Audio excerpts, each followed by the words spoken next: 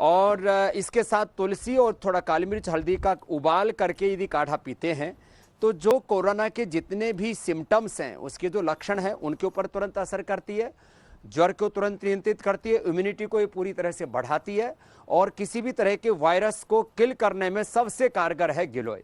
इसलिए गिलोय, तुलसी, काली मिर्च, हल्दी जैसी जो हमारी घरेलू होम रेमेडी हैं वो इसके लिए ज़बरदस्त कारगर हैं। और एक बात और कहना चाहूँगा, सबसे पहले प्राणायाम करके, सिंपल से प्राणायाम है भस्त्रिका, डीप ब्रीदिंग,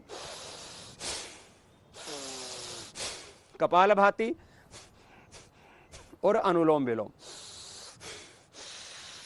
पूरा देश इन 3 प्राणायामों से परिचित है। इससे हमारी इम्यूनिटी बूस्ट हो जाती है। और आपने देखा होगा जो भी 6-7 साल के जो बच्चे होते हैं और जिनकी उम्र 50-60 साल के आसपास होती है, उनके ऊपर इसका जो अटैक है वो बहुत ज़्यादा होता है और उससे मौत तक हो जाती है। तो इम्यूनिटी को बूस्ट करने के लिए प्राणायाम करें और गिलोय, तुलसी, इसका काढ़ा पिएं तो निश्चित रूप से इस बीमारी से हम लड़ सकते हैं और इससे जीत सकते हैं। बाकी ये फैल ना पाए इसके लिए उपाय तो करने ही चाहिए, क्योंकि कभी भी हमें किसी वायरस को नज़रअंदाज नहीं करना चाहिए। और उसके लिए जैसे कि अभी आपने अपनी रिपोर्ट में भी दिखाया, प्रधानमंत्री जी ने भी ट्वीट किया, ये सांस के माध्यम से, मुख से, नाक से और आंख तक से प्रवेश कर सकता है। इसलिए जो इन्फेक्टेड लोग होते हैं, अब जैसे मैं भी खुद ऑस्ट्रेलिया होकर के आया और जो है बीच में से ट्रांजिट में मुझे मलेशिया रुकना भी पड़ा, तो लगभग मैंने देखा 90% लोगों के चेहरे पर मास्क था। तो कुछ चीज़ों को एहतियात के तौर पर हमें लेना चाहिए। उसमें जो लोग ट्रैवल कर रहे हैं, अभी भारत में भी इसको काफ़ी सतर्कता बरती है, नहीं तो काफ़ी देश इसके चपेटे में आए हैं। तो हम लोगों को जो भीड़ भड़के वाले एरिया है वहाँ पर जो है मास्क का प्रयोग करना चाहिए। जो इन्फेक्टेड लोग हैं उनसे बचना चाहिए। वैसे तो सर्दी जुकाम भी किसी के छींकने से, संपर्क के आने से हो जाता है, लेकिन उसमें क्योंकि इसका जो वायरस है वो ज़्यादा स्ट्रॉन्ग है, इसलिए उससे उतना ही ज़्यादा सावधानी भी बरतने की आवश्यकता है। तो आप जो इलाज बता रहे हैं वो क्या सामान्य सर्दी जुकाम के भी इलाज है? कोई भी व्यक्ति जिसमें ऐसे लक्षण दिखाई दें, क्या वो उसका इस्तेमाल कर सकता है? निश्चित रूप से।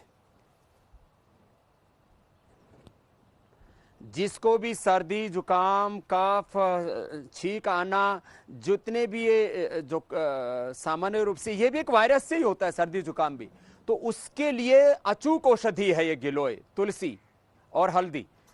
हल्दी को तो दूध में भी उबाल करके ले सकते हैं और गिलोय, तुलसी, हल्दी, इसका काढ़ा पूरे हिंदुस्तान के लोग पी सकते हैं।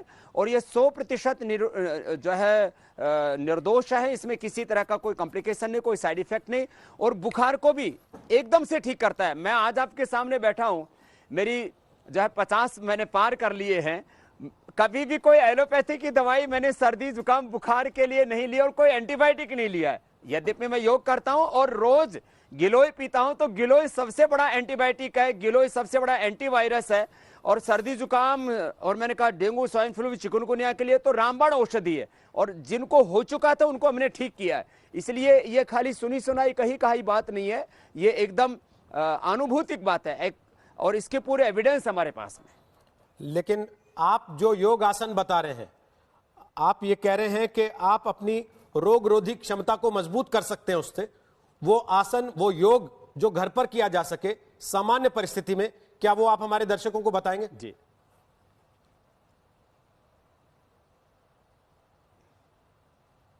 देखिए, प्रतिरक्षा तंत्र, इम्यूनिटी स्ट्रोंग करने के लिए मैंने कहा रेस्पिरेटरी सिस्टम और उसके साथ में हमारा ऑटोमेन सिस्टम, उसके लिए सबसे अच्छा है 3 प्राणायाम, जो सब घर में, ऑफिस में, कहीं पर भी कर सकते हैं।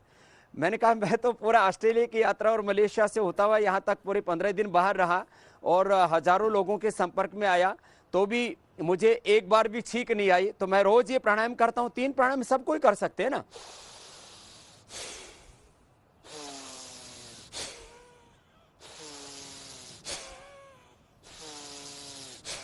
तो होने से पहले भी कर ले तो होगा ही नहीं, और यदि हो भी गया सर्दी जुकाम, और मैं तो कहता हूं कोरोना का भी अटैक हो गया, तो भी कीजिए आप ये भस्त्रिका प्राणायाम, ऐसे सामान्य गति या ऐसे मध्यम गति से, और कपालभाति और अनुलोम विलोम, ऑल्टरनेटिव ब्रीदिंग। ये 3 प्राणायाम जरूर करें। डॉक्टर नरेश त्रिहन जी भी, जैसे आपने बताया, हमारे साथ में है, वो भी इस बात को मानते हैं कि प्राणायाम से इम्यूनिटी तो बढ़ती है, हमारा रेस्पिरेटरी सिस्टम सबसे ज़्यादा स्ट्रॉन्ग प्राणायाम से ही होता है। तो ये जरूर करने चाहिए, जो एक प्रिवेंशन के तौर पर भी और यदि एक ट्रीटमेंट के तौर पर भी हम इनको अपना करके इस बीमारी से लड़ सकते हैं, बच सकते हैं। लेकिन बाबा रामदेव, बीमारी का खतरा उतना ज्यादा शायद अभी नहीं है जितना अफवाह का खतरा है। लोग हमारे यहाँ बीमारी से उतने परेशान नहीं होंगे जितने अफवाह से शायद परेशान हो जाते हैं। एकदम से हल्ला मच जाता है और सबको लगने लगता है कि बस अब तो हमें ही पकड़ लेगी बीमारी आकर। उन लोगों से क्या कहना चाहेंगे?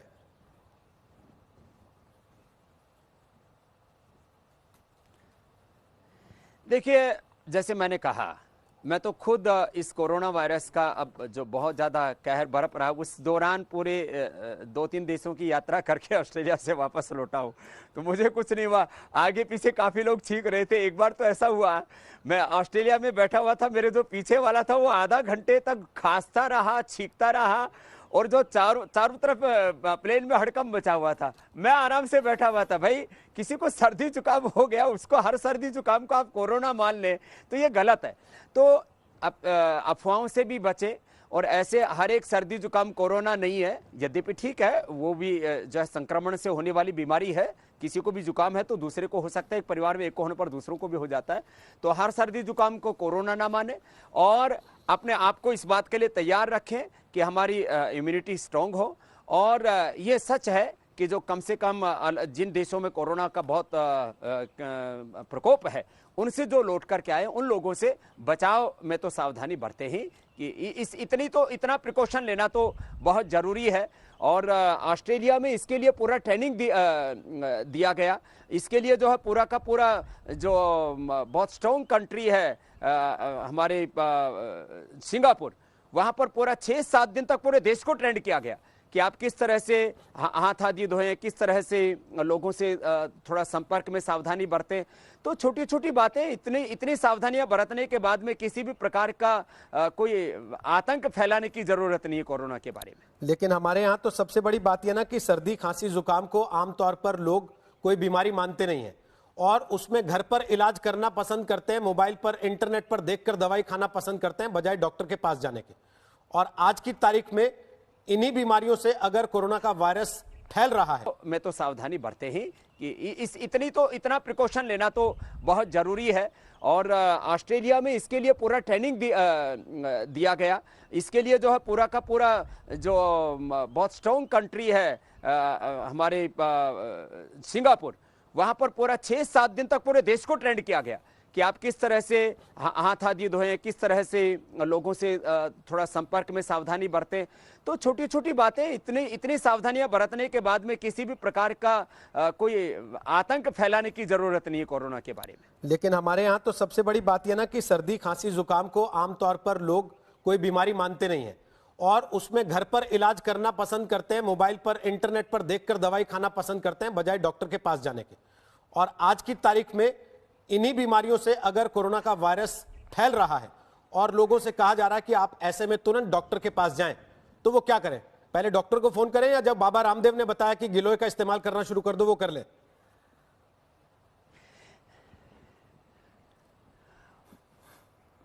देखिए, हर सर्दी जुकाम बुखार के लिए आप अरे ऐसी चीजों के लिए आप डॉक्टरों के पास दौड़ने लगेंगे तो सारे हॉस्पिटल भर जाएंगे आपके।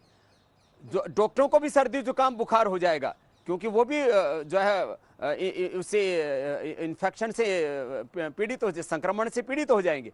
इसलिए सामान्य सर्दी जुकाम बुखार में डॉक्टर के पास जाने की जरूरत नहीं है। सदियों से, युगों से हम लोग अपने आप को प्रोटेक्ट करते आए हैं इन्हीं प्राकृतिक तत्वों से। इसलिए मैं 100% इस बात को कह रहा हूं कि सर्दी जुकाम बुखार सामान्य होने पर आप गिलोय, तुलसी और हल्दी, काली मिर्च, एक काढ़ा पी करके ही अपने आप को पूरी तरह से स्वस्थ रख सकते हैं। और लाखों करोड़ों लोगों को हमने इस उपाय से बचाया है, उनको बताया है। ऐसे इसको भी कोई आतंक के तौर पर ना लें। सामान्य सर्दी जुकाम बुखार हो गया तो बोले नेट के ऊपर देख करके एलोपैथी की दवाई के लिए तो मैं सलाह नहीं दूंगा, क्योंकि एलोपैथी की दवाइयों के अलग प्रकार के साइड इफेक्ट हैं। मुझे तो कोई बीमारी नहीं, ना सर्दी है, ना जुकाम है, ना बुखार है, ना कोई संक्रमण का रोग है, फिर मैं रोज आंवला एलोवेरा सुबह उठते ही पीता हूँ। रोज मैं गिलोय का काढ़ा पीता हूं, तो ये तो हमारी दिनचर्या का हिस्सा है, जीवनचर्या का हिस्सा है।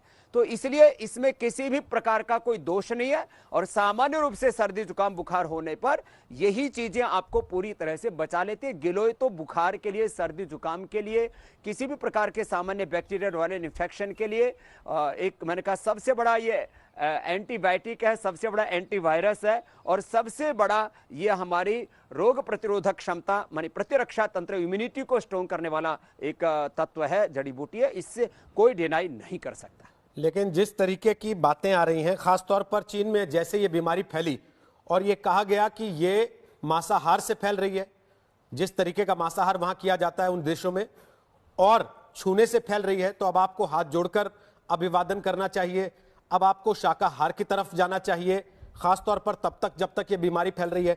आपको लगता है कि भारतीय संस्कृति में पहले से ही ऐसी चीजें मौजूद हैं जो आपको ऐसी परिस्थितियों से बचाकर रखती हैं?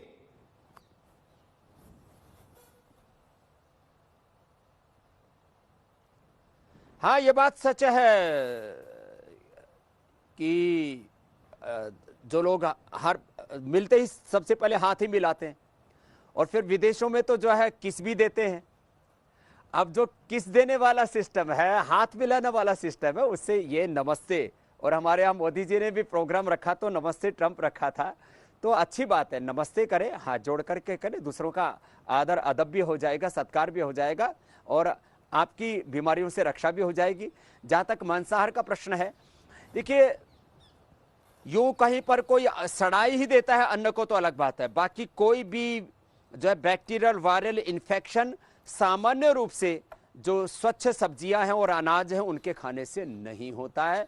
और एक बात और भी है कि मृत्यु के बाद भी जो जलाने की प्रक्रिया है उसमें सारे वायरस खत्म हो जाते हैं। जो गाड़ने वाली प्रक्रिया, उसके बाद वहां जलाने वाली प्रक्रिया भी जो हमारे यहाँ अंत्येष्टि की जाती है उसको भी किया गया।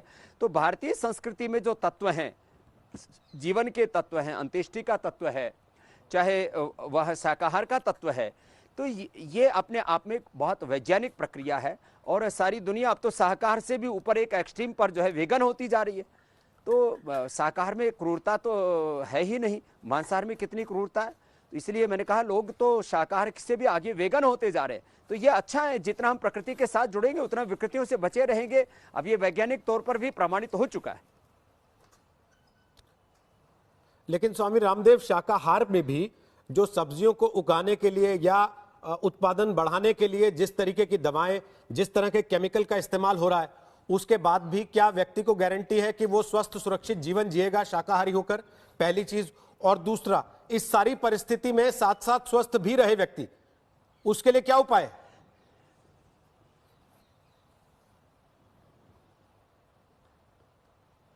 है?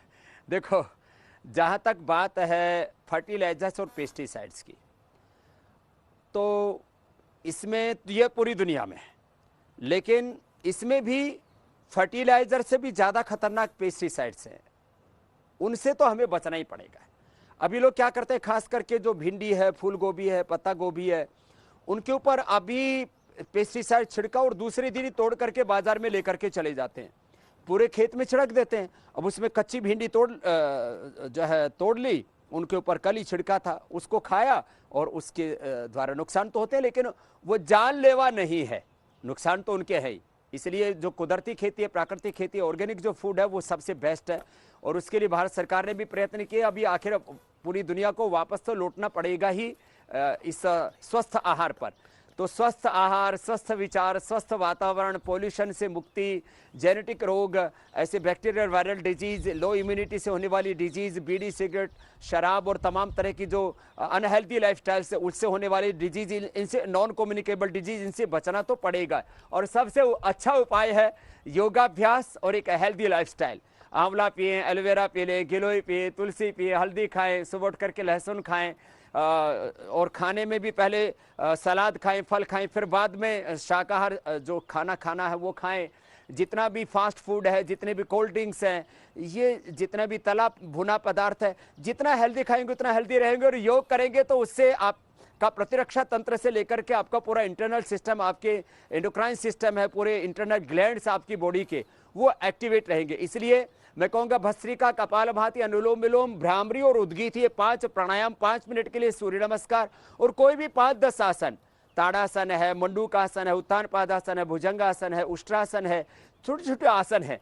तो 5 से 10 आसन, 5 मिनट सूर्य नमस्कार और 5 प्राणायाम, इतना हर एक व्यक्ति कर सकता है। और जो नहीं करेगा वो, चलो कोरोना की बात तो छोड़ो, वो किसी न किसी बीपी, शुगर, थायराइड, गैस, कब्ज, acidity, stress, anxiety, depression, cholesterol, fatty liver, तमाम तरह के नॉन कम्युनिकेबल जो डिजीज हैं, वो भी पूरी दुनिया के लिए बहुत बड़ी चुनौती। और WHO से लेकर के UNO से लेकर के दुनिया की बड़ी संस्थाएं नॉन कम्युनिकेबल डिजीज के भी जो है प्रिवेंशन के लिए कोई और दूसरा रास्ता उनको नहीं दिख रहा है। उसके लिए योग ही एकमात्र रास्ता है, इसलिए योग तो अपनाना ही पड़ेगा। बाकी जितनी भी दूसरी फिजिकल एक्टिविटीज हैं, फिजिकल वर्कआउट्स हैं, वो आपकी कैलोरी को थोड़ा बर्न कर देते हैं, आपको हेल्दी रखने में मदद करते हैं। लेकिन एक जैसे कहते हैं इंक्लूसिव हेल्थ, समग्र रूप से आपको जो आरोग्य है वो योग से मिलेगा, physical, mental and spiritual health. तो बॉडी, माइंड एंड सोल के लिए योग से बेहतर तो कोई दूसरा तत्व है नहीं। उस तरफ तो आना ही पड़ेगा, चाहे राजी आ जाए, चाहे मजबूरी में आए रोहित भाई। लेकिन आपने इतने सारे आसनों के नाम लिए, बताए केवल 2 या 3 प्रकार के प्राणायाम ही।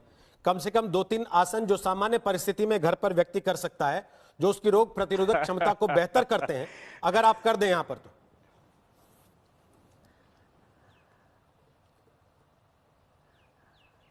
देखिए, मैंने प्राणायाम तो अभी आपको बताया था, मैं एक बार फिर से दोहरा देता हूं।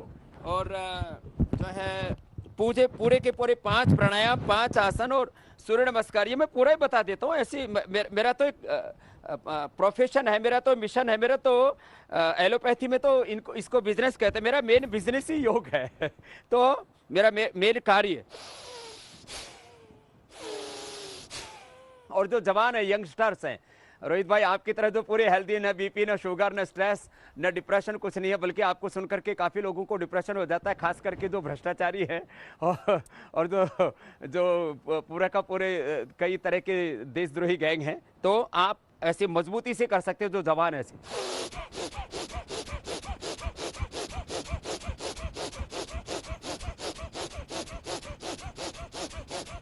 जवानों को तो ऐसे 2-3 मिनट करना चाहिए। ऐसे भस्त्रिका, दूसरा एक कपालभाति, इस तरह से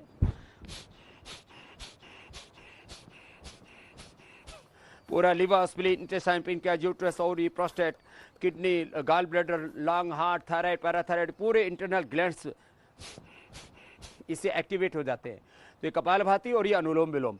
लेफ्ट नोस्ट्रिल से राइट ब्रेन, राइट नोस्ट्रिल से लेफ्ट ब्रेन, पूरा sympathetic, parasympathetic system, auto immune system हमारा, इससे पूरा का पूरा हमारा प्रतिरक्षा तंत्र मजबूत हो जाता है। ये अनुलोम विलोम।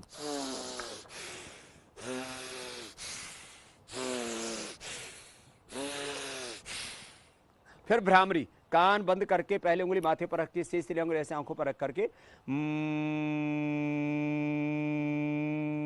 3 से 5 बार ये, और ओम।